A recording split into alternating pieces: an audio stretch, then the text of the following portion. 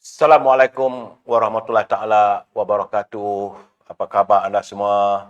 Doa saya agar anda sihat walafiat. Hari ini kita berjumpa lagi saya dalam segmen persepsi bersama dengan teman-teman saya yang sudi hadir ke studio AHF. Dan sebagaimana yang saya katakan saya, AHF sentiasa menampilkan pimpinan-pimpinan sama ada yang muda ataupun yang baru ataupun yang lama untuk mengupas banyak isu.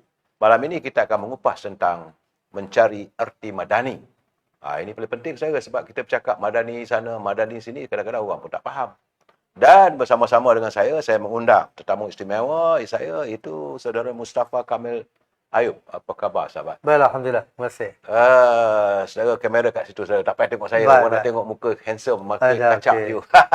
Dan Mustafa Kamil juga, beliau adalah merupakan pengurusi sekretariat Madani. Dan juga banyaklah NGO yang akan memberi keterangan, memberi penjelasan, turun ke gelanggang, Ya. memberitahu rakyat erti Madani. Saya sendiri pun kadang-kadang terconfuse. Terconfuse. Bila sebut Madani ni, saya ingatkan di Madinah. Apa ini bagi saya ada pembacaan. Iyalah, Kita pun terhad. Sebab itu saya mengundang Saudara Mustafa Kamil Ayub. Beliau merupakan pimpinan juga pernah menjadi naib ketua Presiden. pemuda keadilan. Saudara, jadi kita bebas. Siapa saya boleh datang sini. Asalkan jangan masuk sini untuk maki hamun, itu tak sesuai. Dan bersama-sama dengan saya yang akan menjadi moderator tetapnya. Moderator saya, Datuk Sri Dr. Azizan. Apa khabar, Datuk? Baik, Alhamdulillah. Kita ucap terima kasih pada Tok Kamal Amir kerana menjemput lah. Dan kita ucap juga kepada kawan-kawan yang merayakan hari Natal, Christmas. Ya. Pada Christmas hari ini, tapi kita kerja juga. Alam tak ada, Datuk. Semua pro bono. Tak ada. Semua Ya. pro bono. Siapa saya datang sini pro bono. Saya pun mengendalikan EHF ini. Tidak ada sesiapa pun yang, melainkan kalau kawan-kawan dia kesian kat saya tu, dia bagilah bantu sana sini sikit kan. Dan kalau ada headline, itu saja, lain tak ada. Sebab saya merasakan perjuangan itu bukan semestinya ada harga nilai yang perlu dibayar dengan wang ringgit. Penilaian perjuangan itu perlu disusun atur dan nilainya adalah pada kepuasan diri kita. Apabila perjuangan kita mencapai matlamat, itulah nilai sebenarnya bagi saya. Dari dulu lagi saya dah 50 tahun bergerak.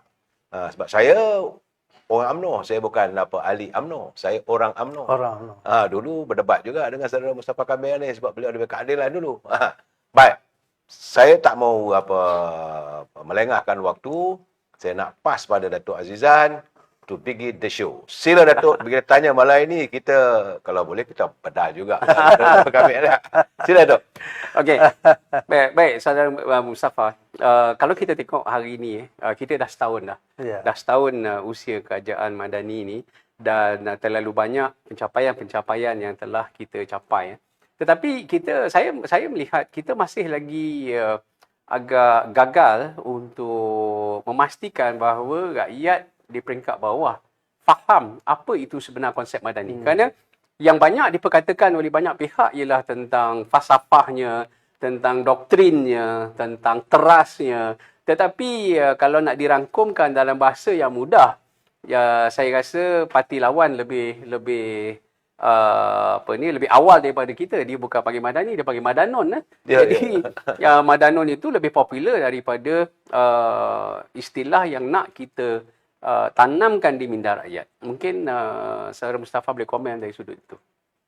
Baik, Dr. Sri Dr. Azizan, Dr. Amir, rakan-rakan sekalian. Saya fikir sememangnya perkataan Madani ini suatu yang telah disinikalkan, disindir, dimomokkan dalam perkataan lantaran kemungkinan satu segmen kelompok orang Melayu Islam yang mungkin memandang sinis kepada agenda tersebut. Dan dalam konteks ini saya fikir ia sebenarnya satu produk yang cukup baik.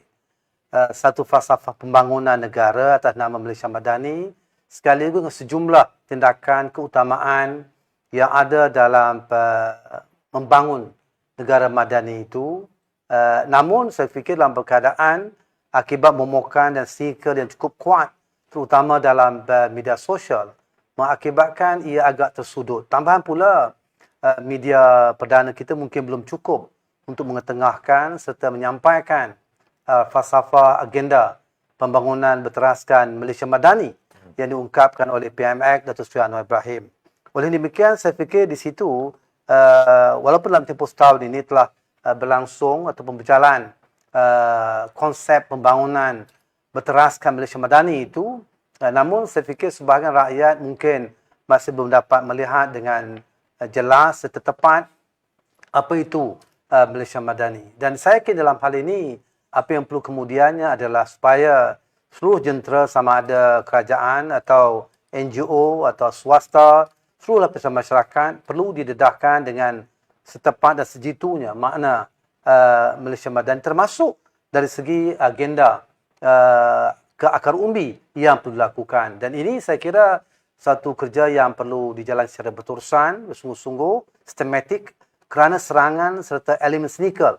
Bagaimana Dr. Azizan ungkapkan tadi, mengungkapkannya sebagai Madanon, Mahadahni, Permadani dan berbagai ungkapan yang sinikal itu saya kira berjalan dengan cukup meluas di akar umbi rakyat. Sehingga mesej sebenar serta program sebenar yang dibawa oleh PMX itu agaknya terkesamping dan tidak dapat diterima dengan sebaiknya oleh rakyat. Jadi saya fikir ada ruang vacuum dari segi penyampaian maklumat serta penyampaian makna sebenar Malaysia Madani itu yang perlu kita lakukan bersama. Sahabat, waktu boleh, sebab rakyat masih lagi macam saya kata tadi, tertanya-tanya, apa maksud Madani? Dari mana asal usulnya? Bukan? So, bila sebut Madani, benda sesuatu benda yang baru ni kadang-kadang rare dalam pemikiran rakyat. Dan waktu itu juga macam kata Datuk Azizan tadi, diserang dengan perkataan macam-macam. So, itulah yang ada timbul kerajaan Madani ke apa. What is the meaning of Madani? Apakah ini mesej sebenarnya di sebalik perkataan Madani itu yang diharapkan oleh Yang Amat Perdana Menteri? Ini yang paling penting, yang rakyat di peringkat akar umbi nak tahu. Saya ramai ni pelayan saya, Jakar Linglung ada, Jebat Pembela ada, saudara Cik Awang, saudara Nur Azman, saudara Arifin Abdul Halim, begitu juga saudara Azmi Nordin dari bahagian Dato', Puan Fazilah Awang, saudara Hashim Aliah dari Melaka, Cik Mat Mohaini. Ni ramai ni nak tanya, apa maksudnya Madani itu sendiri? Silakan. Saya kira soal membahaskan masyarakat itu, saya kira telah dibahas lama oleh Plato, Sokrates dan seumpamanya. Namun yang penting kemudiannya dalam abad ke-6 Masehi, Rasulullah SAW memperkenalkan Saifah Madinah. Saifah Madinah ini merangkumkan di antara Ansar dan Muhajirin, di antara Aus dan Khazraj. Dalam Saifah Madinah juga merangkum 47 fasal perlembagaan itu di antara orang Islam dan orang Kristian, Islam dan Yahudi. Berbagai kelompok yang ada di Madinah pada waktu itu, kerana Madinah pada waktu itu adalah multiracial, multi-religious state yang menggabungkan kira-kira 50% umat Islam, 30% Kristian, kurang sedikit 20% Yahudi dan sejumlah yang lain adalah Majusi Zoroastrian, menyembah api. Dan mereka hidup aman damai pada asasnya dengan gandengan ataupun dipimpin oleh Saifah Madinah atau Perlembagaan Madinah. Jadi di situlah sebenarnya kalau kita ada dari segi permulaan suatu masyarakat yang tersusun dan teratur. Ini diungkap oleh Profesor Ismail Al-Fuqi sebagai a par excellence society. Masyarakat tersusun, berhukum dengan kesejahteraan, kemampanan yang ada dalam masyarakat Madinah pada waktu itu. Dan hubungan di antara kaum yang baik. Walaupun ada pengkhianatan kemudiannya, itu sejarah berikutnya. Dan ini kemudian sebenarnya berkembang di Andalusia terutamanya. Selama 600 tahun di Andalusia. Dan di situ saya fikir berlaku interaksi di antara masyarakat Islam dengan masyarakat Kristian dan juga Yahudi pada waktu itu. Dan idea yang sama masyarakat Madinah itu tadi, dari segi keterbukaan, dari segi menghayati nilai agama, dari segi mempertahankan negara sebagai asas yang penting, itu dan juga kemakmuran ekonomi, itu berlaku dalam konteks Andalusia. Dan kemudian idea masyarakat Madani juga sebenarnya berkembang di Eroppa. Tapi mereka menukarnya kepada masyarakat sivil. Sewaktu masyarakat Islam dalam tempoh 700-800 tahun itu, istilah Madani, Umran Hadari, Mujtama Al-Madani, Madinah Al-Fadilah, itu antara ungkapan-ungkapan yang digunakan oleh Ibn Taymiyah, oleh Ibn Khaldun, oleh Ibn Maskaweh, oleh Al-Farabi, dan beberapa tokoh ahli falsafah yang lain. Maknanya di situ, masyarakat itulah sebagai asas kepada masyarakat yang terbuka, menghormati wanita, menghormati undang-undang. Itu bermula di Madinah. Sebab waktu itu di Eropah, zaman gelap. Ya. Zaman itu zaman perang sama mereka, tidak ada teknologi, tidak ada saintifik dan seumpamanya. Waktu itu, mereka kemudiannya belajar dengan umat Islam di Andalusia. Ya. Dan di situlah kemudian mereka mengembangkan sama ada seperti Thomas Hope, atau Alexis Tocqueville, atau Gramsci, atau beberapa nama yang lain. Mereka mengembangkan market civil dalam konteks di Eropah. Termasuk John Locke yang memperkenalkan Three Treatises yang mengungkapkan soal tata kelola good governance dalam konteks di Eropah. Tapi dia hanya fokus kepada good governance tanpa mengembangkannya kepada asas agama yang perlu ada dalam memimpin negara, masyarakat pada waktu itu, ekonomi dan seumpamanya pada waktu itu. Kerana ada kecenderungan di pihak barat, mereka mengosongkan agama daripada pentadbiran dan seumpamanya. Namun, dalam konteks umat Islam terutamanya yang merupakan pencetus kepada masyarakat madani serta kemudian negara madani, itu saya fikir dengan jelas dia mahu ekonomi yang makmur, negara yang dengan undang-undang, dengan kekuatan dari segi semangat setia kawan, kesejahteraan alam, ada undang-undang terhadap waktu perang. Ini semua diajar oleh Islam seawal abad ke-6, 7 Masehi lagi telah diajar oleh Islam yang kemudian berkembang seantero dunia dari segi falsafah serta semangat demikian. Kemudiannya, saya kira dalam konteks Sultan Ibrahim, di tahun 1965, beliau mempopularkan istilah masyarakat madani dalam Festival Istiqlal di Jakarta. Ya. Walaupun teman-teman Indonesia sudah agak sekian lama juga menggunakan istilah masyarakat madani ini, Nurholis Majid dan beberapa nama yang lain yang telah mempopularkan istilah masyarakat madani di Indonesia. Namun Syah Anwar apabila Festival Istiqlal 1965, beliau mempopularkan istilah itu dan membawanya ke Malaysia dalam konteks istilah itu. Dan dalam perhimpunan Agung UMNO 1996-1997, saya fikir beliau mengungkapkan istilah masyarakat madani walaupun ditanggapi secara agak negatif oleh Tun Dr. Mahathir dengan istilah apa ni pembenaran ni. Saya ada dalam perhimpunan Agung UMNO 96-97 itu sebenarnya. Jadi saya kira dalam hal itu setelah mula ada sedikit kerenggangan dalam konteks kerana Sultan Anwar memperkenalkan istilah madani serta masyarakat madani. Dan kemudiannya pada tahun 2022, waktu itu masih beliau ketua pembangkang, maka diluncurkan buku Malaysia Madani for a Better Malaysia dalam bahasa Inggeris.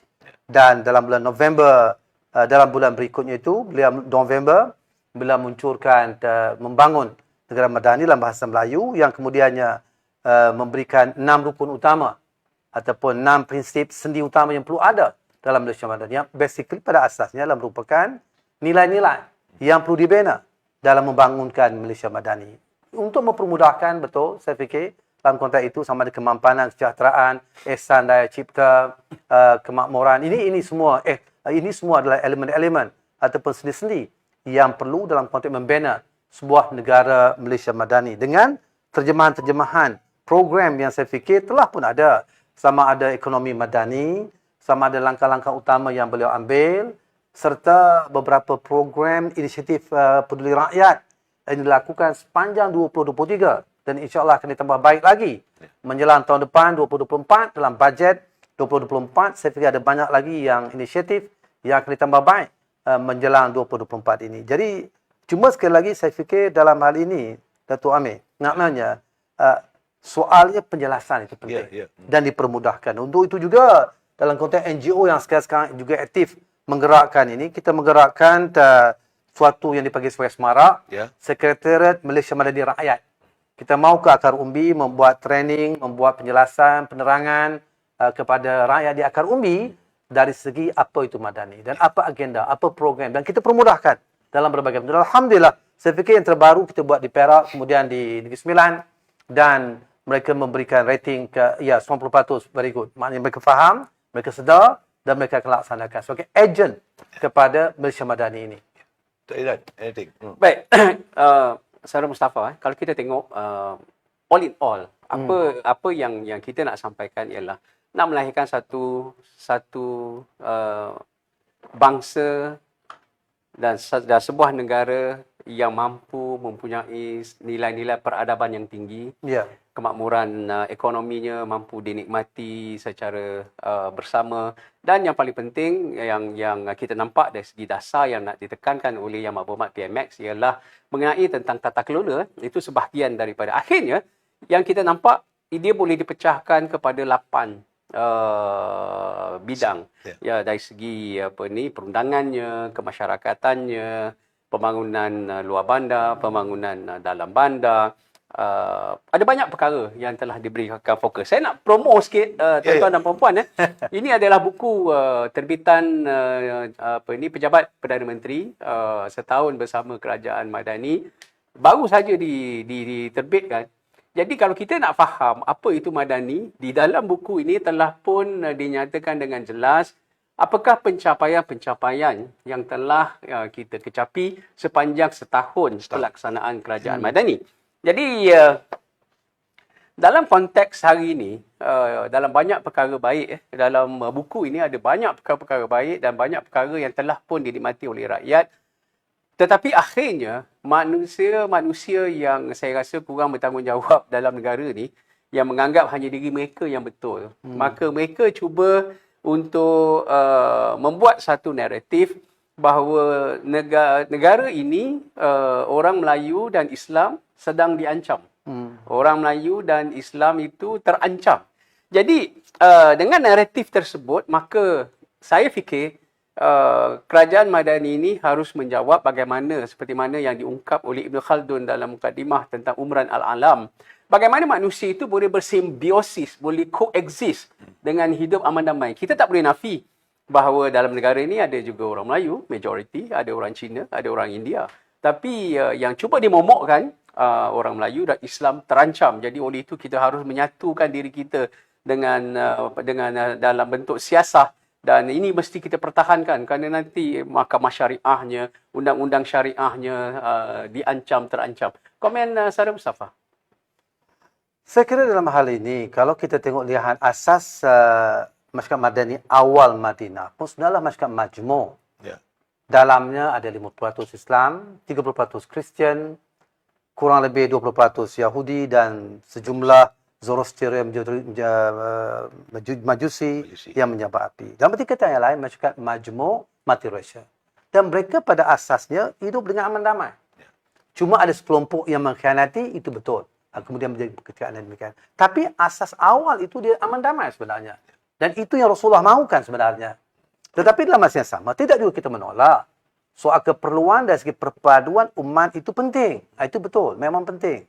Namun, tidak pula bermakna kita dengan mudah menidakkan soal keududan kemajmukan yang ada dalam negara kita ini. Jadi soal perpaduan itu saya fikir semua pihak, malahan di awal-awal kewujudan Kerajaan Perpaduan Madani, semua pihak, semua parti diundang oleh Di-Pertuan Agong untuk membentuk kerajaan secara bersama.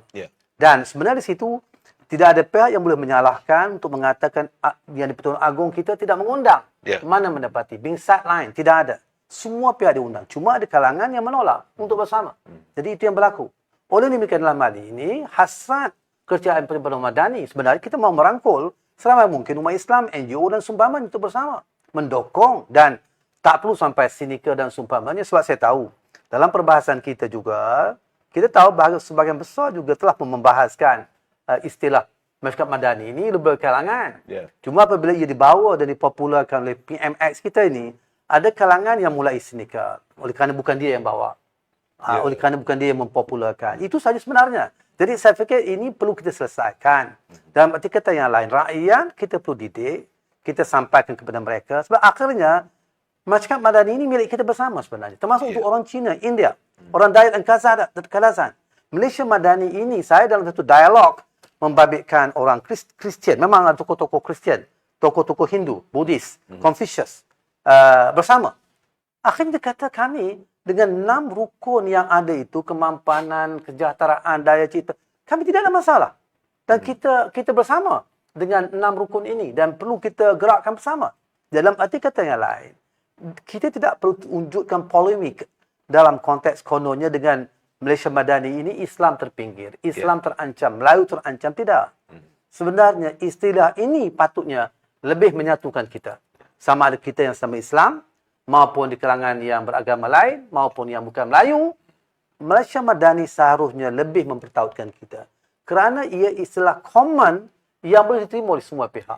Malahan ia mengukuhkan lagi perpaduan kita, perlembagaan negara kita, rukun negara kita seharusnya. Okey, saudara, saya ingin, sebab saudara menyinggung juga tadi tentang bahawa Madani ini artinya ia bukan berupa sebagai ajaran, tetapi satu budaya Madani ini melangkaui sampai ke Andalusia. Betul. Saya agak tertarik hati sebab bila saudara menyatakan sampai ke benua Andalusia, di mana di situlah berkembangnya Islam yang begitu hebat. Dan Andalusia sebenarnya tahu bahawa ancamannya adalah daripada Puteri Isabella, bukan, dengan Magellan. Dan kita melihat juga bagaimana hancurnya Andalusia itu, maka hancurlah Islam pada keseluruhannya. Saya cuba buka dari segi buku-buku sejarahnya, apabila Andalusia itu fall to the Magellan Empire, to the Magellan Army, jatuhnya Andalusia lebih kurang 9 tahun lepas itu jatuh pula Empire Melayu Islam Melaka. Betul. So jadi saya melihat bahawa acuan-acuan ini ada, cuma Madani sudah pun terasas di Madinah.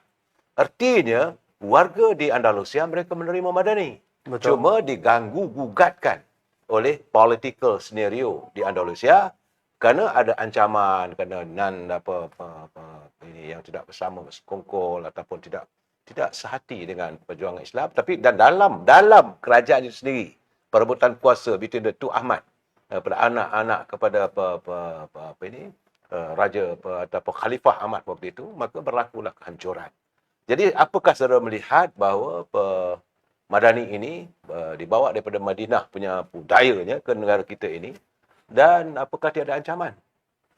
Saya kira ialah memang ada kalangan yang semacam seolah apakah ini agenda Islam semata-mata. Ya. Tetapi sebenarnya kita kan harus faham bahawa agenda Madani ini universal. Sebab itu apabila berlaku interaksi budaya di Andalusia selama 600 tahun, tidak sekejap, 600 tahun. Bukan sikit. Bukan sekejap. Dan kemudian 600 tahun itu juga kalau kita saksikan bagaimana Andalusia merupakan bandar raya terbesar dunia pada waktu itu. Yang terhebat. Yang terhebat di dunia pada waktu itu. Umpama New York atau London pada hari ini. Dan budaya serta interaksi antara kaum, antara agama, intelektual, di kalangan budayawan, di kalangan sastrawan, agamawan, aristokrat berlaku dengan cukup hebat. Raja-raja England, Spain dan seumpamanya dan juga Austria menghantar anak-anaknya belajar di Andalusia pada waktu itu. Dalam arti kata yang lain, mereka telah membina satu tamadun. Madani dan kata tamadun telah terbina di Andalusia dengan cukup baik. Hatta sebagian besar daripada tamadun itu dibawa ke Eropah. Barulah mengeluarkan Eropah daripada zaman Dark Ages, zaman kegelapan, kepada zaman Enlightened, zaman Renaissance berada di Eropah. Itu semua dibawa benihnya daripada tamadun Islam, tamadun di Andalusia. Termasuk soal konsep masyarakat Madani yang dibawa daripada sana juga, bahawa bila dalam masyarakat Madani itu perlu diberi kebebasan kepada rakyat untuk mengundi hak wanita dan seumpamanya. Sebab kita harus faham, dalam konteks hak mengundi di barat tak ada sebelum Islam ajar mereka. Tetapi Islam yang mengajar mereka ada hak untuk wanita, ada pewarisan untuk wanita. Ini semua ada dalam masyarakat Madinah, yang mana juga dalam ajaran Al-Quran Karim dengan cukup lengkap memperjelaskan semua itu. Oleh demikian, pada hemat saya, seharusnya kita, rakyat di Malaysia ini, bagi yang Islam, seharusnya istilah masyarakat Madani, Malaysia Madani lebih menyatukan kita seharusnya. Manakala di kalangan teman-teman yang tidak beragama Islam, kita kongsikan bahawa ia juga seumpama macam masyarakat sivil. Yang tidak pula kita menentang ataupun meminggirkan mana-mana agama yang lain. Dan ini memang telah terangkum pun dalam perlembagaan kita.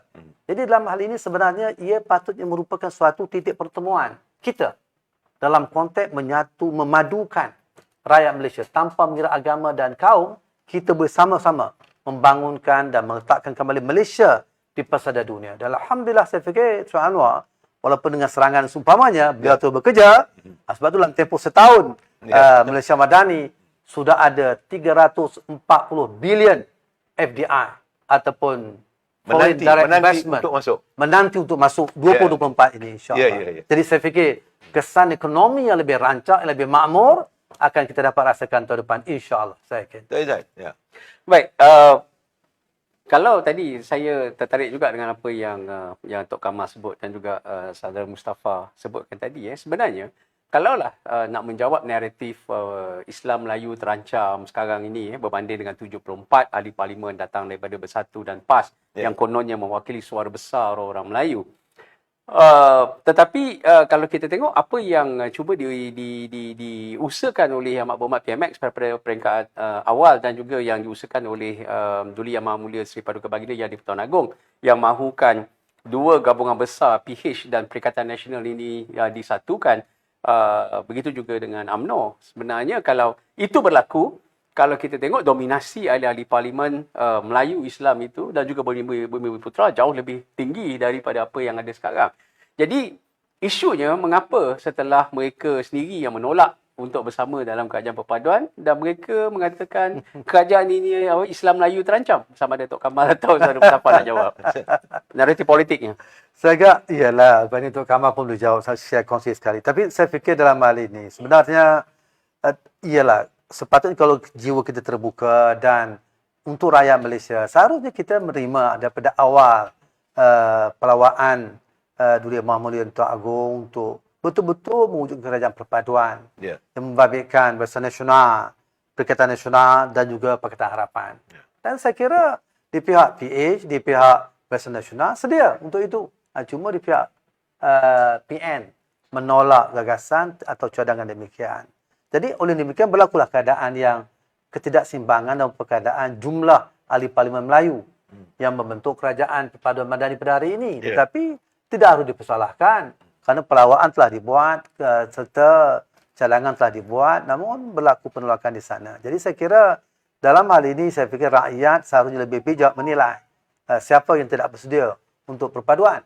Siapa yang tidak bersedia untuk betul-betul menyatukan umat ini. Jadi saya kira rakyat perlu lebih bijak untuk menilai dalam hal ini dan saya fikir PMX oleh kerana berlaku penolakan walaupun beliau sentiasa terbuka.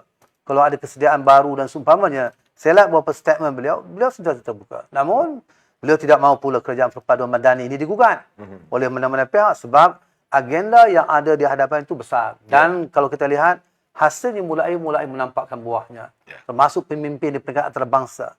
Keberanian beliau untuk berdepan dengan Joe Biden dalam isu Gaza sebagai contohnya. Tidak ada negara Islam lain yang berani berbuat demikian. Jadi saya fikir kita sudah mulai ada harga diri kita di mata antarabangsa.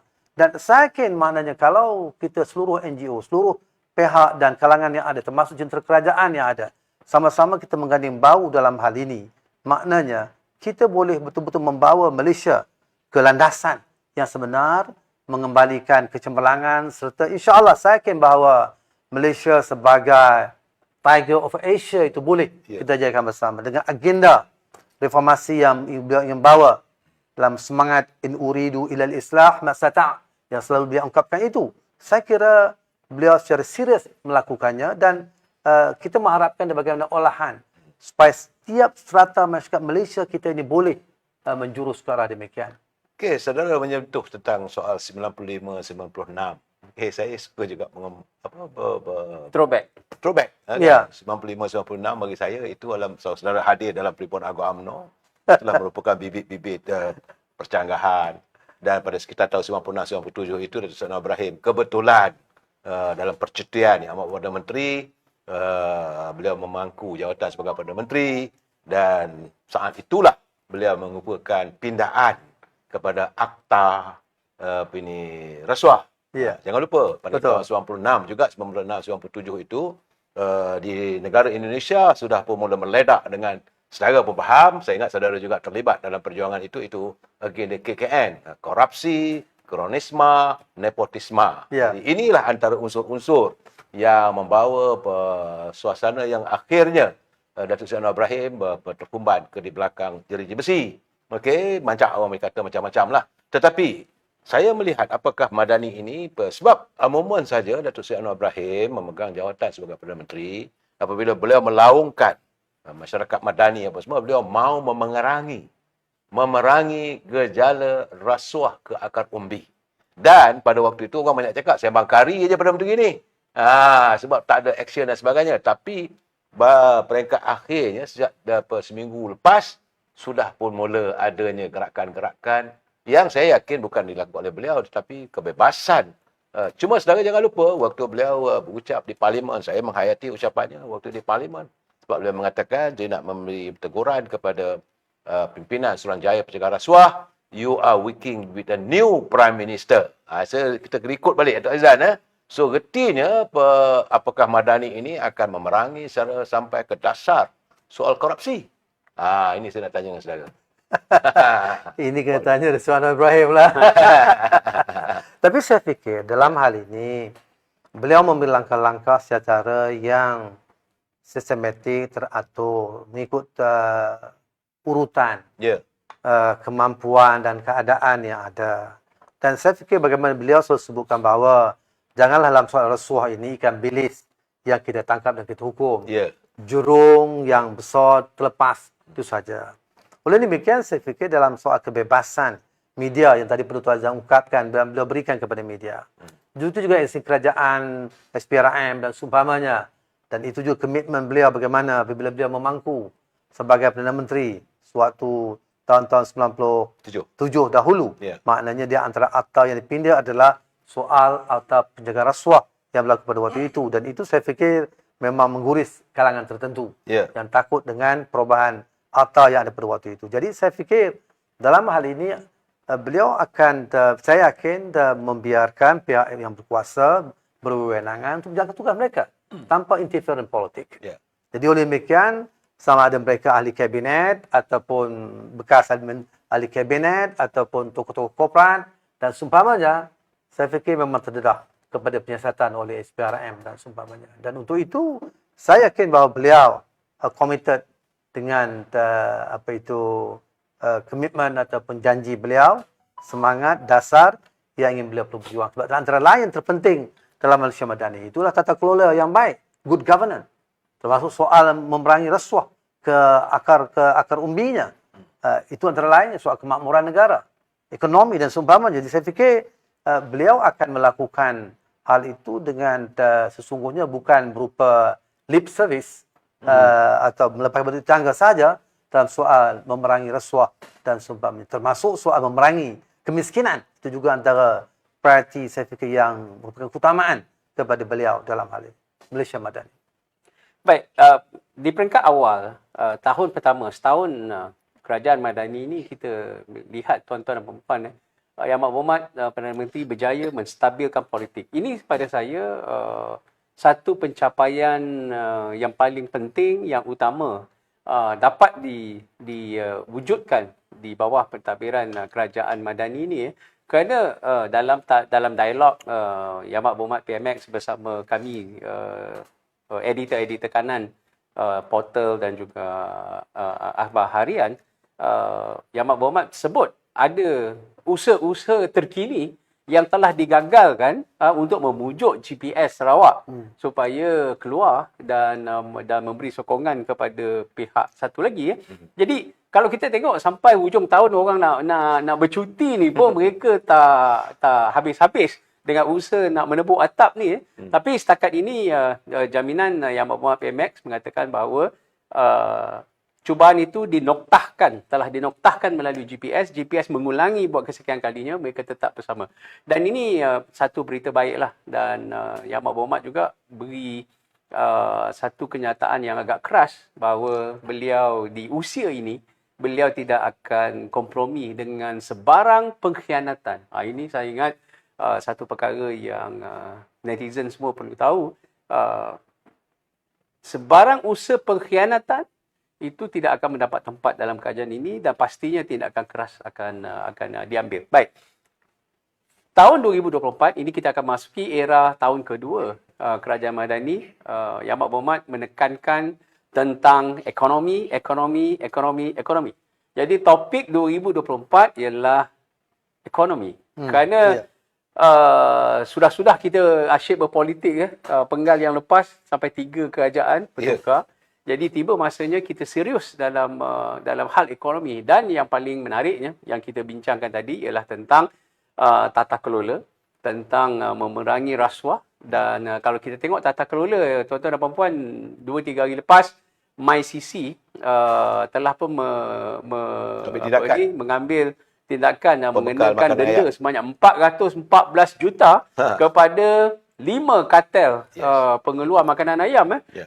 Jadi makanan ayam yang mahal ni bukan saja disebabkan oleh harga input untuk buat makanan dedak ayam tu, tetapi disebabkan oleh ada kartel yang menetapkan harga. Jadi jumlah saman yang jumlah kompaun yang besar ini pada saya menunjukkan keseriusan Yang Berhormat Perdana Menteri dalam memerangi kartel yang akhirnya menyusahkan hidup rakyat. Dan yang kita baca dilaporkan dalam media, apabila Menara Ilham itu disita, itu juga mengejutkan dan menyentap banyak pihak kerana belum pernah terjadi dalam sejarah Malaysia. Belum lagi Tok Kamal. Belum terjadi dalam sejarah negara kita ada tindakan seberani itu yang diambil oleh SPRM menyita satu bangunan. Jadi ini satu isyarat yang jelas. Tapi saya Satu juga figura yang paling digeruni selama ini. Tapi saya juga bimbang, kerana kartel ini mereka akan bertindak ganas. Jadi kita mendoakanlah supaya pemimpin kita diberi keselamatan. Baik, ekonomi. Kita akan lebih fokus kepada ekonomi, dan tahun depan 2024 bila saya tanya kepada Yang Berhormat Perdana Menteri, beliau mengatakan tahun depan sepatutnya rakyat boleh tersenyum lebar. Kenapa? Tahun depan akan dilaksanakan gaji progresif. Dan kerajaan juga meminta sektor swasta menaikkan gaji sektor swasta yang sama hari ini banyak juga yang tak naik. Jadi ini adalah satu berita gembira buat rakyat. Dan satu berita gembira juga bahawa kerajaan tidak akan berkompromi dengan koruptor, dengan perasuah. Kerana kalau kita hebat ekonomi, makin banyak juga rasuah akan berkembang. Kerana banyak peluang di situ. Ya, duit nak masuk banyak ni, 310 bilion nak naik ni. Sila. Jadi komen saudara Mustafa tentang usaha kerajaan untuk memakmurkan rakyat kita tahun depan. Ya, saya kira dalam soal ancaman serta ketegasan dalam soal memerangi rasuah tu saya fikir betul. Maknanya akan ada ancaman. Akan ada kalangan yang kartel dan seumpamanya yang tidak senang. Selama ini mereka telah secara sewenang-wenangnya mengawal secara maknanya monopoli, kartel. Ini semua yang menentukan kadang harga barang dan seumpamanya. Dan rakyat memang berada dalam kesusahan apabila berdepan ataupun penindasan oleh pihak kartel, monopoli dan seumpamanya menentukan mengawal harga barang mengikut kehendak mereka dan kemahuan mereka. Dalam masa yang sama, apabila ini telah mulai ditunjukkan dengan cukup jelas, tindakan tegas bagaimana Dr. Zizan sebutkan tadi, dalam konteks tegas pihak kerajaan, termasuk soal di kalangan sektor korporat, tokoh-tokoh korporat yang maklumat SPRM yang cukup banyak, maka tindakan diambil oleh mereka secara yang tegas dan berani. Memang itu mencabar, betul.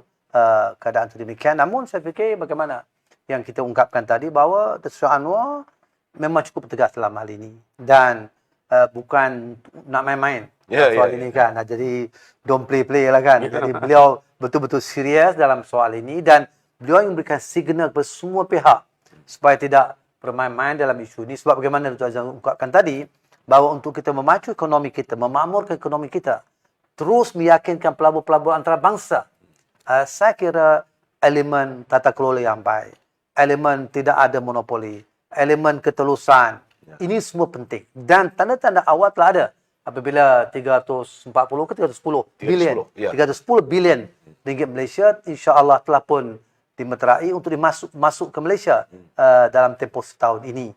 Dan saya fikir terutama juga dengan konflik ataupun genosid yang berlaku di Gaza ini, sejumlah wang Asia Barat ini juga akan datang ke Malaysia.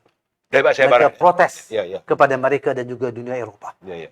Ini saya fikir, saya yakin akan berlaku capital flight daripada West Asia ataupun Middle East, terutamanya ke negara kita Malaysia ini. InsyaAllah. Sebagai hub, Islamic Financial Hub yang penting. Dan ini diungkap oleh Suhano Ibrahim dalam Belanjawan 2024 beliau bahawa Malaysia mahu menjadi a leading international hub, financial international hub untuk Islamic Financial Hub dalam konteks rantau ini. Dan saya yakin ini sedang berlaku dan itu semua akan ada limpahan-limpahan. Orang kata impact kepada rakyat dari segi kemakmuran ekonomi yang insya-Allah akan kita capai. Bagi saya, kita mengharapkan agar Datuk Seri Anwar Ibrahim konsisten. The most important, konsisten. Kalau tak konsisten ni, cakap saya tak terlaksana, bukan? Yang keduanya, kalau kita mampu untuk mengawal korupsi dan sebagainya, kalau diikutkan sejarah, saya semua membaca sejarah yang tertera dalam buku-buku yang saya baca, apa semua tu, ada satu tahapnya. Kerana apabila Empire Madani, saya mengambil kira sebagai Empire Madani, kehebatan ekonominya, sehingga kan pada ada satu tahun zaman Saidina Umar Abdul Aziz. Ya, betul. Okey, sehingga kan tak ada penerima untuk mendapatkan bayaran zakat. Artinya waktu itu rakyat dia keseluruhan, bukan sedikit waktu itu, satu empire sampai ke Andalusia dan sebagainya, dan dah tak ada orang nak bayar zakat. Tak ada orang nak, sebab artinya Penerima tak ada dah. ha? Nak menerima zakat tak ada Nak dah. menerima zakat dah tak ada. Semua orang kaya. Sedangkan sekarang ini, saat ini, negara kita, rakyat masih lagi ternanti-nanti. Bagaimana apa kata Rafizi 2-3 hari lepas, dia kata, kita tak mau menjadikan Menteri Ekonomi itu sebagai Santa Claus, membawa penjajahan setiap kali turun dan sebagainya. Okey? Tetapi maksud saya tu, artinya, kalaulah Madani ini dapat diterjemahkan sebenar-benarnya daripada zaman kekayaan Empire Islam itu, bermula daripada Sayyidina Osman, Osman Affan, membawalah sampai Sayyidina Abdul Aziz, sampai tak ada orang nak terima zakat. Kalau tak ada warga yang nak menerima zakat, artinya tak ada orang miskin lah. Dan saya melihat lagi bahawa peringkat awal, Yang Amat Berhormat Perdana Menteri mengatakan bahawa matlamat first kali dia kata harus untuk menangani derita rakyat. Kemudian beliau menekankan mesti menangani masalah miskin tegar, yang padanya dia memberitahu pada jemaah menterinya sehingga ini lebih kurang dari berapa hari lagi, Dr. Aizan? Lebih kurang dalam 7 hari lagi ataupun 5 hari lagi. Berakhirnya, artinya 4 hari lagi tidak ada rakyat yang miskin tegar. Jadi ini yang saya lihat. Jadi apa pandangan saya sebagai orang yang rapat dengan perjuangan Datuk Seri Anwar Ibrahim, pernah bersama dengan keadilan dalam reformasi dan memahami tentang Madani itu. Apakah kita menuju ke arah itu sehingga rakyat tak ada yang layak untuk menerima zakat. Silakan. Saya kira Dr. Amir dalam hal ini tidak ada mustahilnya. Ya. Kalau pernah berlaku apabila kutipan zakat itu baik, rasuah, kalau tidak sifar pun diminimalkan seminimalnya. Ya. Dengan kekayaan negara kita ini, dengan minyak, dengan bala, kurangnya malapetaka, tidak ada sebab mengapa kita tidak boleh lebih kaya daripada Jepun, tidak boleh kaya daripada Korea. Betul. Tahun-tahun 70-an, Korea dan Jepun lebih kurang sama dengan kita saja. Dalam bola sepak, dalam bidang ekonomi, lebih kurang sama dengan kita. Tetapi, kalau kita lihat, Jepun terkenal dengan sikap perubahan mereka, minda baru yang mereka bina dengan Fukoku Kohe. Tahun-tahun 60-an. Sehingga mereka kemudian menjadi gergasi ekonomi. Sama juga Korea.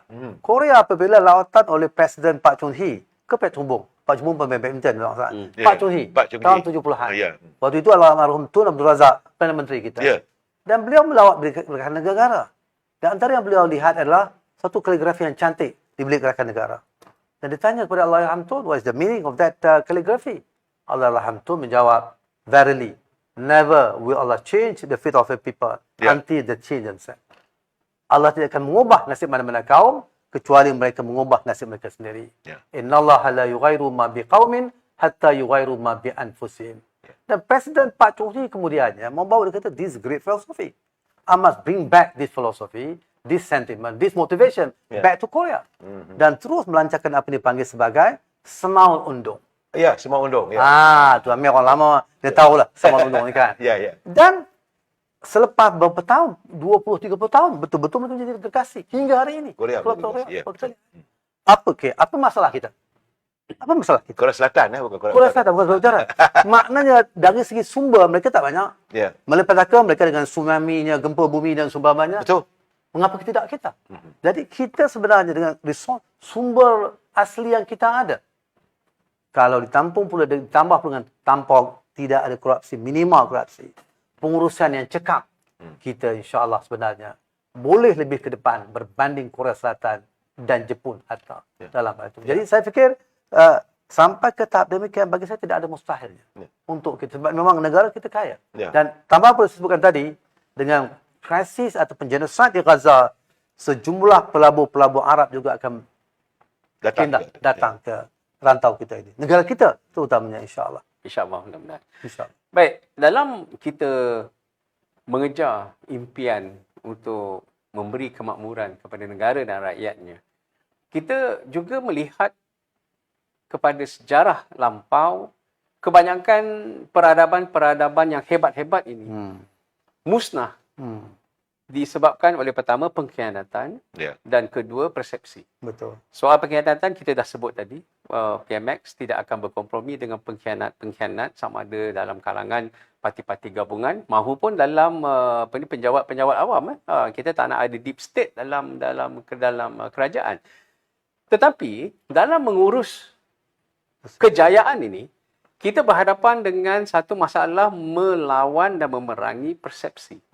Kerana pada hari ini kalau kita lihat di media sosial terutamanya, kita agak ketinggalan untuk memenangi hati dan jiwa rakyat lantaran kelemahan di peringkat kerajaan Madani pada hari ini untuk memerangi persepsi. Ini saya lontarkan sendiri kepada Yang Amat Perdana Menteri dan beliau bersetuju dengan apa yang saya nyatakan. Kerana dalam banyak baiknya, dalam buku ini, saya minta berhubung dengan pejabat Perdana Menteri, PMO Office untuk dapatkan kopi. Ada banyak pencapaian yang telah kita capai, tetapi begitu sikit orang yang memahami, malah orang boleh menuduh macam-macam. Ini adalah kerajaan gagal, ini kerajaan Anwar Ibrahim ni hanya pandai bercakap. Tetapi dengan turunnya inflasi kepada 1.2, kemudian naik sikit bulan November kepada 1.5%, dengan FDI yang banyak yang diusahakan oleh Yang Amat Perdana Menteri dan juga menteri-menteri kabinetnya, membuat reform undang-undang yang pelbagai. Jadi dengan banyaknya perkara, rakyat tak cakna perkara itu, tapi mereka hanya melihat persepsi Islam Melayu terancam. Jadi perkara-perkara remeh ini mengambil tempat di hati dan minda rakyat. Komen, saudara? Saya setuju sangat, Dr. Azizan. Bermakna antara cabaran utama yang perlu kita lakukan, vacuum yang ada adalah penyampaian maklumat yang tepat dan betul kepada rakyat. Namun saya fikir dalam hal ini, maklumat itu ada sampai. Tetapi oleh kerana perbezaan fahaman politik, ini sekarang telah menutup minda sebahagian daripada kita. Oleh demikian, saya kira jentera penerangan dan penyampaian maklumat yang tepat serta meyakinkan mereka memberikan maklumat yang sebenar, itu saya kira perlu lebih agresif. Perlu lebih agresif dalam berbagai bentuk. Saya kira dalam hal ini menjelang 2024, jentera-jentera yang membabitkan dari segi pemahaman penghayatan sebenarnya falsafah serta pendekatan yang dibawa oleh PMX yang memperhormati Sir Anwar Ibrahim dan menteri kita, itu saya fikir kena betul-betul. Saya ingat lagi kalau ketika dahulu kita ada Biro Tata Negara contohnya kan. Setiap minggu ribuan akan melalui Biro Tata Negara. Ada Biro Tata Negara Perdana malahan. 1,5 hari dikendalikan oleh Perdana Menteri. 1,5 hari lagi dikendalikan oleh TPM sendiri. Saya hadir dalam program Perdana itu kan. Saya masih ingat lagi kan. Jadi bermakna dan di situ memang berbagai pendekatan dalam konteks maknanya untuk mengubah minda penghayatan kepada apa yang ingin dibuat pada waktu itu, Wawasan 2020 pada waktu itu. Jadi maknanya waktu itu ke semua rakyat, lagu Wawasan 2020 itu bermain di bibir masing-masing. Betul. Jabatan kerajaan juga demikian. Semua sektor kena dan mesti melalui proses khusus bina negara dengan Wawasan 2020 sebagai tema utama pada waktu itu. Jadi saya fikir dalam hal ini juga sama ada semacam atau bagaimana yang demikian perlu kita gerakkan semula. Betul. Dan tema utamanya Malaysia Madani. Walaupun lagu Malaysia Madani laju sungguh saya lihat kan. Nak menyanyi penyenuh tak ikut. Tema orang muda. Orang muda. Kalau Wawasan 2020 kita mudah sikit ikut je kan. Tapi ini memang laju sungguh. Tapi orang muda suka saya lihat. Jadi saya kira ini perlu kita sebarluaskan. Dan bagi saya tidak mustahil. Yang penting perlu kita lebih committed, lebih all out semua segmen sama ada parti ataupun media rasmi dan seumpamanya. Saya fikir pengarahan daripada Yang Berhormat PMX penting dalam hal ini supaya membetulkan persepsi ini penting. Kalau tidak akan selama-lamanya dia akan umbi Mahal Dahni, Madanon lah, Madani dan berbagai yang berbentuk demikian yang lebih mendapat tempat di hati rakyat. Walaupun banyak kebaikan yang telah dibawa. Jadi saya fikir ini jihad kita, jihad memberi kebenaran dan dakwah yang sebenarnya. Itu Kita akan jihad lebih. sebenarnya. Itu jihad itu sebenarnya. Ya. Betul.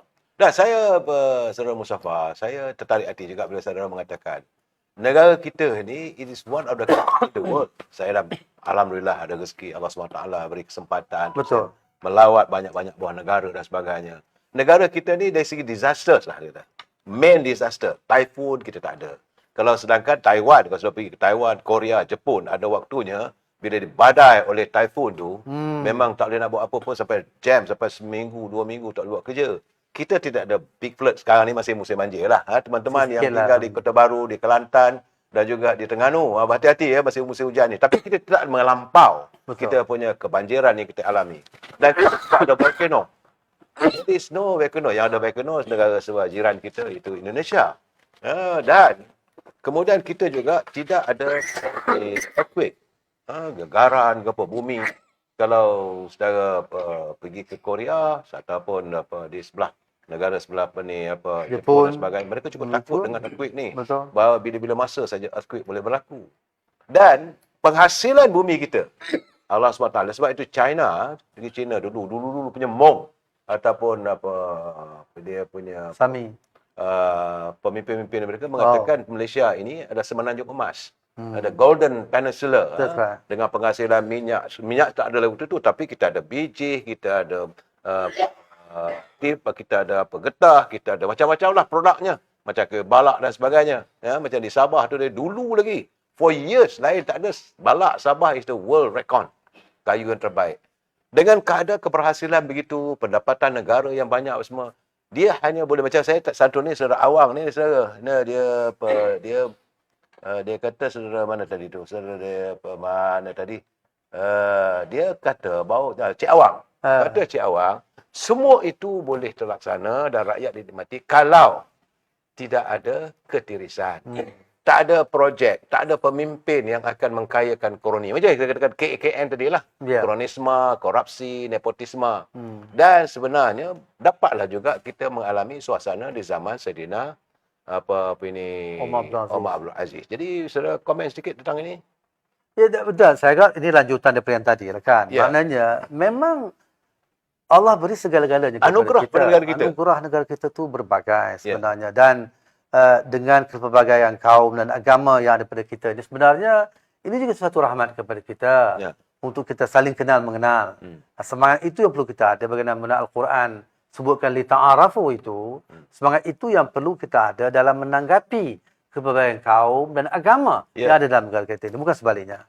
Kemudian dalam masa yang sama, bagaimana kan Tuan Amir sebutkan tadi, bahawa dari segi anugerah yang Allah berikan kepada sumber alam kita ini, memang cukup luas dan cukup ini. Sebab itu kalau kita lihat, seharusnya kita lebih pantas, lebih awal lagi ke depan berbanding Jepun dan Korea. Betul. Hatta dalam soal pembangunan ekonomi kita sebenarnya. Tapi oleh kerana ada banyak ketirisan. Dalam kajian-kajian juga membayangkan ialah sejumlah hampir puluhan bilion sebenarnya tiris dalam setiap tahun. Daripada 300 bilion belanjawan negara kita ini, ada sejumlah 20 ke 30 bilion dalam beberapa kajian yang lepas tiris dalam ekonomi negara kita. Walaupun secara relatif baiklah berbanding dengan beberapa negara Afrika. Betul lah kan? Kan? Tapi pastinya kita mahu lebih baik dari itu. Jadi oleh demikian, saya fikir tidak mustahil. InsyaAllah, saya fikir keazaman yang ada pada Anwar untuk memastikan ketirisan itu minimal, pembaziran juga minimal, rasuah juga minimal, dibenarkan seluruh sumber manusia yang ada, sumber alam yang ada, dengan semangat, rukun, sendi, kemampanan, daya cipta dan beberapa yang lain itu, kita ada dengan manusia itu dibela dari segi keihsanannya, itu kita boleh lakukan secara bersama. Ihsan manusiawi yang penting. Ihsan manusiawi dengan ekonomi manusiawi yang sama-sama kita ingin gerakkan. Termasuk juga, saya fikir termasuk istilah lain, globalisasi manusiawi. Kita mahu global, betul. Tapi yang manusiawi. Bukan ala Amerika atau ala UK yang kalau kita lihat boleh menopang negara yang membunuh anak-anak, yang membunuh bayi dan seumpamanya. Jadi saya fikir dalam hal ini yang paradigma ataupun asas baru, pemikiran baru, prinsip yang ingin diketengahkan oleh Tuan Anwar Ibrahim. Dan insyaAllah, saya yakin bahawa bila ada keyakinan, because masalah dunia hari ini antara lain trust, keyakinan. Once orang ada keyakinan dengan kita, sama ada Jepun atau Korea atau China atau Middle East, Asia Tengah atau negara lain akan melabur ke dalam negara kita, datang ke negara kita insya-Allah. Jadi dengan demikian akhirnya kesan kepada pekerjaan, tiada pengangguran dan seluruh sumber manusia digunakan dengan baik. Saya kira insya-Allah kita akan membina satu dimensi baru, era baru kepada kemakmuran negara kita, bukan sekadar kemakmuran ekonomi tapi juga pembangunan manusiawi yang ada di sana insya-Allah. Ya, ini saya berkongsi Dr. Aizan sebelum Dr. Aizan shoot the question sebab pagi ini kita tengok beberapa 2 hari lepas bagaimana pihak anggota pasukan keselamatan menyerbu di kawasan Jalan Silang 500 orang pendatang tanpa izin dan hari ini kecoh dalam media sosial perarakan di Johor. Di Pengerang. Di Pengerang. Betul-betul ramainya rupanya berjalan kaki semua. Dan katanya kawasan area Gelam Patah tu. Jadi artinya negara kita ni menjadi tumpuan untuk mereka datang untuk mencari rezeki dan sebagainya. Tapi kalau kita masih lagi berada dalam krisis demi krisis, orang lain yang akan mengutip labanya. Datuk Aizan. Betul. Betul. Dr. Aizan silakan. Bagi Dr. Aizan pula. Saya ini labs yang terakhir ni. Untuk kita mencapai apa yang dimahukan, yang digariskan oleh kerajaan Madani ni, satu elemen yang paling penting yang kita harapkan daripada rakyat. Maknanya dari sudut pentadbiran, kerajaan dia ada tanggungjawab dia.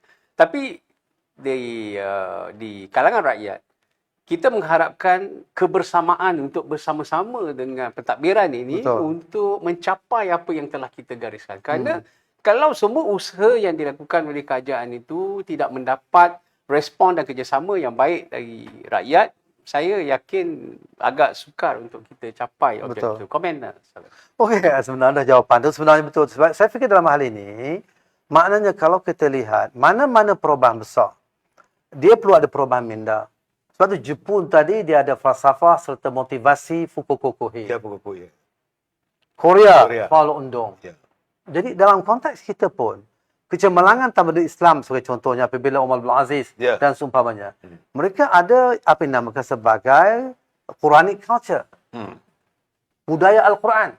Budaya Al-Quran itu apa dia? Menepati masa, rajin bekerja, bersemangat, tidak pernah putus asa. Itu ada dalam budaya Islam. Itu yang membolehkan 3/4 dunia ini ada sentuhan budaya Islam. Dari segi punctuality, ihsan sama manusia. Dari segi apa? Memakmurkan ekonomi negara. Dari segi apa? Simpati pada orang miskin dan seumpamanya. Oleh demikian pada hemat saya, maknanya dalam konteks kita Malaysia Madani pada hari ini, kita memerlukan Madani mindset.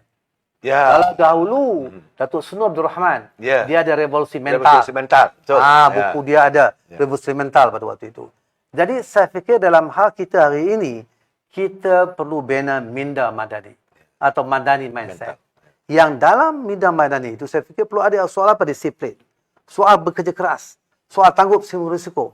Soal amanah. Soal tidak fitnah. Soal budaya maknanya kasih mengasihi sama kita. Soal memahami adab ikhtilaf, adab-adab dalam berbeza pandangan. Betul.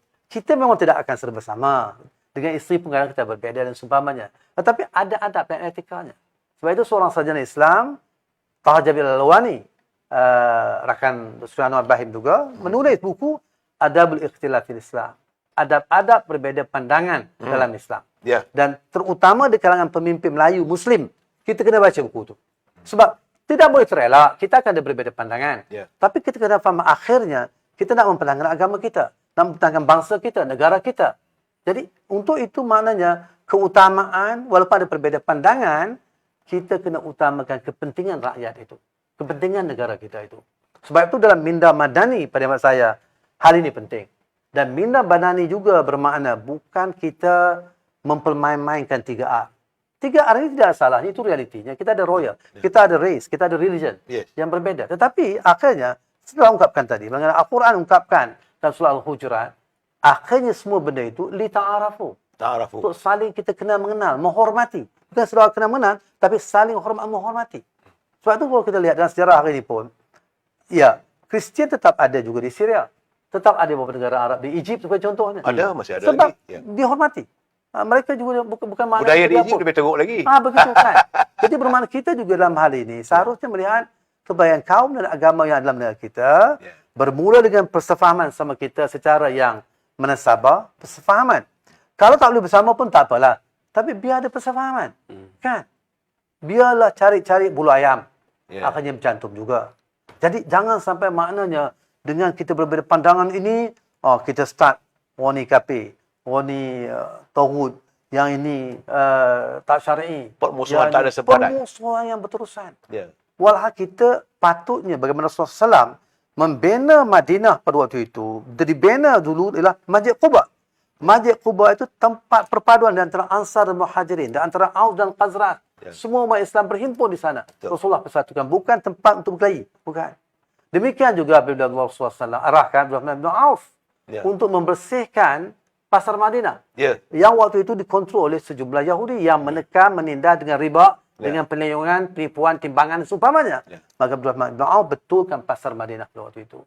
Setelah ini dibina, kemakmuran ekonomi yang adil pada semua pihak, termasuk pada orang Yahudi, Kristian, Ya. termasuk dari segi asas perpaduan di kalangan umat Islam, Masjid Quba, Ya.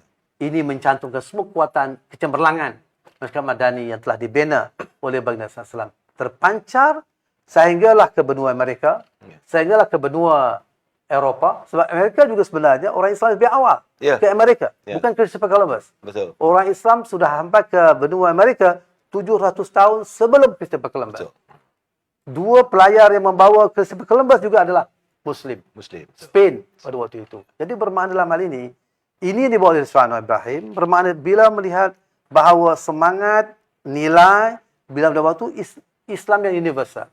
Dan boleh diterima oleh semua pihak. Dan seharusnya juga bahawa semangat Islam, wa ma arsalnaka illa rahmatan lil alamin.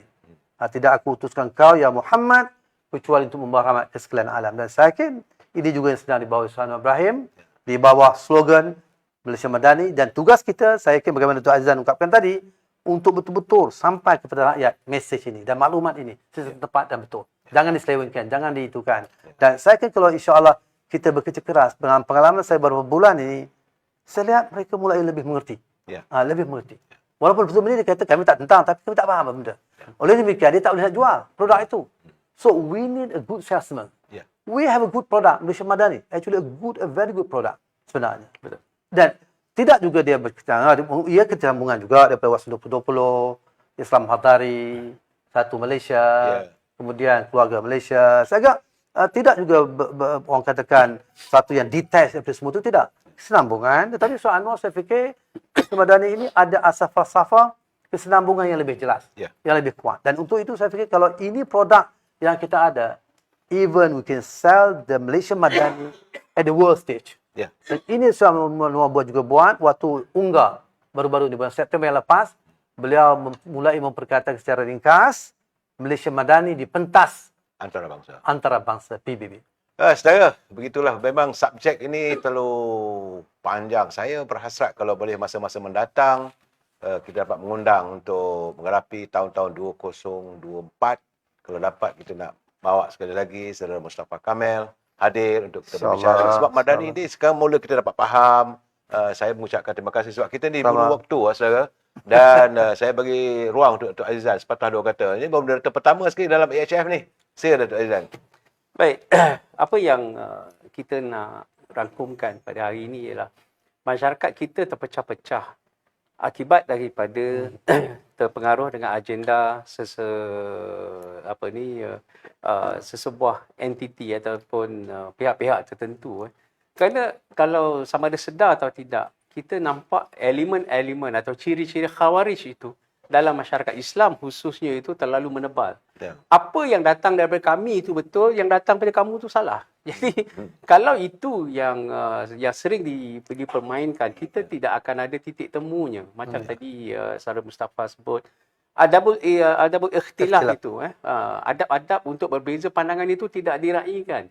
Jadi kalau kita tengok dalam isu pemuda Ashabul Kahfi, isu itu bukanlah isu besar sebenarnya. Kalau kita betul atau salah pun, dia tak bawa ke mana-mana kan. Itu hanyalah satu fakta sejarah antara 7 pemuda yang beriman kepada Allah. Sama ada dia Nasara, sama ada dia Kristian ataupun dia Islam. Itu cerita-cerita yang dinukilkan, diwahyukan di dalam Al-Quranul Karim. Dan ada perbezaan pandangan di kalangan ulama-ulama. Jadi masalah kita sebagai satu contoh, oleh kerana itu datang daripada Yang Amat Berhormat Perdana Menteri, itu salah. Ya. Tapi kalau datang daripada ulama mereka, maka itu betul.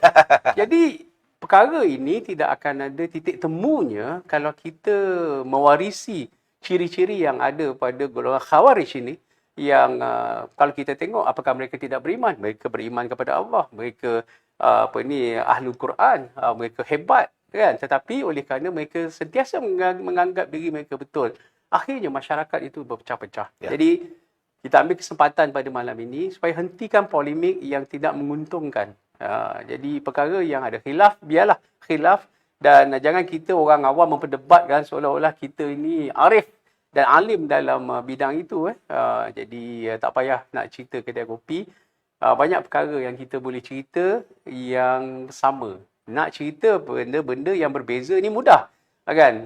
Jadi nak cerita yang berbeza, pasti akan ada polemik, pasti akan ada krisis di situ. Tapi kalau cerita yang bersama, insya-Allah. Jadi kita harap supaya netizen boleh ambil cakna perkara ini. Kerana kita ada satu matlamat untuk kita memakmurkan negara dan rakyat kita. Ya, saudara, saya ucapkan terima kasih kepada Datuk Saudara Mustafa Kamel kerana sudi hadir. Akan datang, jangan sedih. Akan datang lagi. Dah banyak lagi. InsyaAllah. Umar dekat je. Saudara Dr. Azizan, Datuk Seri Dr. Azizan dan teman-teman. Yang penting bagi kita sekarang ni, kita bukan untuk meneruskan perbezaan. Tapi kita menoktahkan perbezaan dan mencari titik persamaan. Itu yang penting, saudara. Bersama kita menyantuni agar budaya negara madani, masyarakat madani ini dapat dilaksanakan. Bukan sekadar diterjemahkan, tetapi terlaksanakan demi saya mengharapkan satu ketika nanti kita dapat mengulangi apa yang berlaku zaman era Khalifah Omar Abdul Aziz. Sehingga kita jumpa lagi, saya ucapkan terima kasih pada dua-dua panel yang sudi dan wabillahi taufiq wal hidayah. Assalamualaikum warahmatullahi taala wabarakatuh. Selamat malam. Waalaikumsalam warahmatullahi wabarakatuh.